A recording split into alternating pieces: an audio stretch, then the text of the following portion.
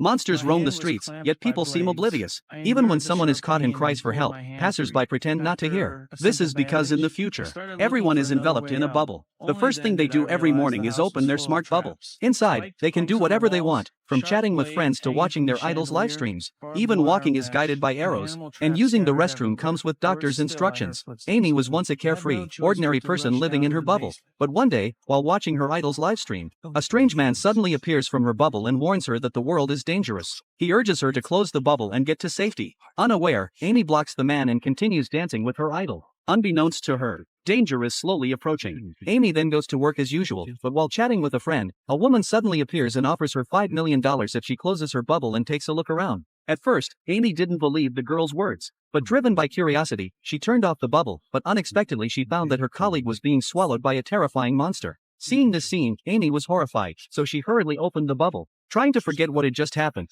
But this method of covering her ears and stealing the bell was not working at all. At this time, the girl and the man appeared again and persuaded her to turn off the bubble and leave the place. Although Amy was very reluctant, she thought of the terrifying monster and the colleague who was swallowed, and decided to follow their advice. Then Amy plucked up the courage to turn off the bubble and stood up to leave. However, without the guidance of the bubble arrow, Amy was like a headless fly, unable to find her direction, and kept bumping into the table. So in order to leave this place as soon as possible, Amy had to open the bubble again. With the guidance of the arrow, Amy successfully escaped from the office, but when she was about to take the elevator to leave, a monster suddenly appeared in the elevator, and the arrow kept guiding her forward. Although Amy knew this was wrong, because of her trust in the bubble, she still walked in. Fortunately, the monster did not attack her. After that, Amy successfully came downstairs, but unfortunately, before she took a few steps, the bubble ran out of power, so the man had to let Amy run to the nearby building 55, but before he finished speaking, the bubble turned off. In desperation, Amy had to rush out of the corner and walked onto the street, but she didn't go far before she bumped into a pillar.